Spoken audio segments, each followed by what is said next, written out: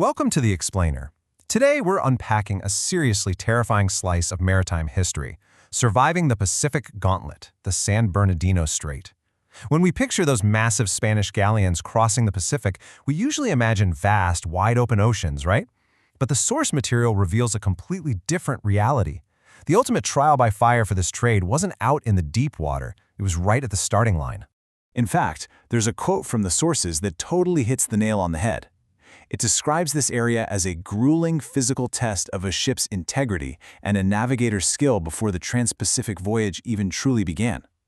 Just think about the sheer terror and the astronomical stakes involved here. You're gearing up for one of the longest ocean voyages on the planet, and yet your absolute highest chance of ending up at the bottom of the sea is literally right out of the gate, trying to squeeze through a lethal choke point. Section 1. The deadliest maritime choke point. The Spanish actually had a very specific, almost ominous term for the San Bernardino Strait. They called it El Embocadero, which translates to the mouthpiece or the entrance.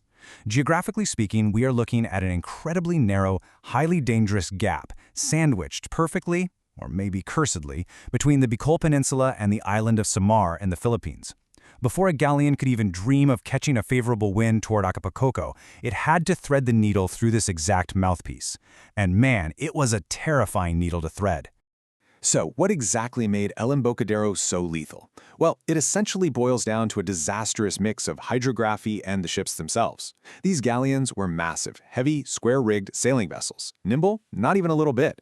And to make matters worse, they were dangerously overloaded. We're talking ships packed to the absolute brim with unbelievable wealth, silk, porcelain, and spices from Manila. Because of all that weight, they sat incredibly low in the water. Now, toss that ship into the hydrographic nightmare of the strait. You've got violent whirlpools and chaotic riptides rushing in from the massive Philippine Sea, squeezing through this tiny gap. It's basically a high-pressure maritime blender, and you're navigating it in a slow, heavy, sinking fortress. Section 2. Surviving El Embocadero. Surviving this stretch meant operating on razor-thin margins.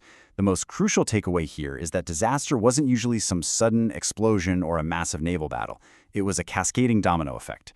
The sources spell it out perfectly. Because the channel was so tight and the current so violent, all it took was one slight miscalculation of the tide, or even worse, something completely out of the navigator's control, like a sudden drop in the wind.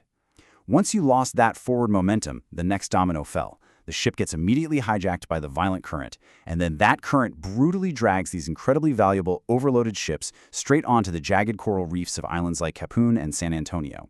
Literally 1 second of dead wind, and your ship is getting ripped to shreds on the coral. Section 3. The Oceanic Conveyor Belt. But let's say our captain is lucky enough to survive that localized nightmare. Once they clear the strait, the challenge entirely shifts to grand-scale oceanography. You'd think they'd just point the ship directly at Mexico and go, right? Actually, scratch that, they couldn't do that at all. Step 1 was threading that needle to get out. Step 2, they had to swing way, way north, taking a massive, unintuitive arc across the ocean. They had to do this to hitch a ride on the Kurita current and catch the North Pacific westerly winds just to push them toward Acapulco. These navigators really had to master global wind patterns to keep these floating fortresses moving. And this whole process was governed by a totally unforgiving ticking clock. Timing was literally a matter of life and death. If a galleon managed to depart Manila by July, they were generally in the clear. They could catch the vendavales, the southwest monsoons, and safely ride them out.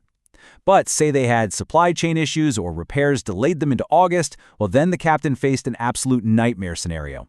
Sailing in August meant steering directly into the teeth of the bagyos, the typhoons brewing in the Philippine Sea. Our sources note that ships caught in these August typhoons were routinely driven right back to port, totally dismasted, or they were just swallowed by the sea entirely. Section 4. Ambush at the exit. Okay, so let's say you've navigated the whirlpools, you've dodged the coral reefs, and you beat the weather clock. You're finally safe, right? Well, that brings up a pretty terrifying question. What could possibly be worse than navigating a deadly strait packed with riptides and looming typhoons? The answer is human predators. Predators who know exactly where you're going to be. See, the strategic nightmare for the Spanish was that the route through El Embocadero was entirely predictable. There was literally only one way out. British privateers and Dutch fleets figured this out quickly.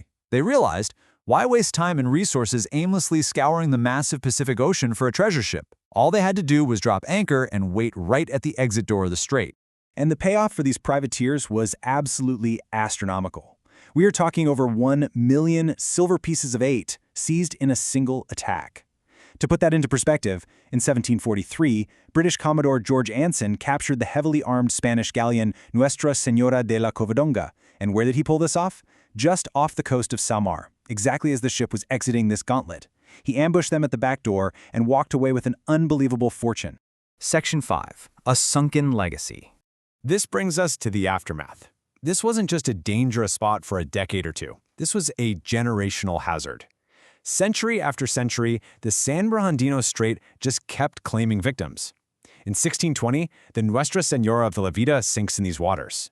Decades later, in 1693, the strait claims the San Cristo de Burgos. And as we just mentioned, in 1743, the Covadonga gets captured right at the exit. It's a brutal timeline that visually proves just how relentless and inescapable this specific choke point was for the Spanish Empire. So when you combine the violent whirlpools, the sudden wind drops, the coral reefs, the ticking clock of typhoons, and the privateers waiting in ambush, you end up with dozens of heavily laden galleons sinking right in or just outside this strait.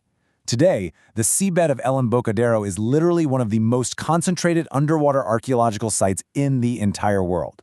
The sheer volume of wealth and history just resting at the bottom of that water is staggering to think about. Which leaves us with one final, pretty captivating question. What else remains hidden in the mouthpiece of the Pacific? We know about the San Cristo de Burgos and the Nuestra Señora de la Vida, but after decades of overloaded galleons facing impossible odds, that seabed likely holds secrets, stories, and absolute fortunes that we haven't even begun to uncover. It's a fantastic reminder that sometimes the most fascinating history isn't written in a textbook, it's sleeping quietly beneath the waves. Thank you so much for joining me for this explainer. I hope you found this deep dive into maritime history as fascinating as I did.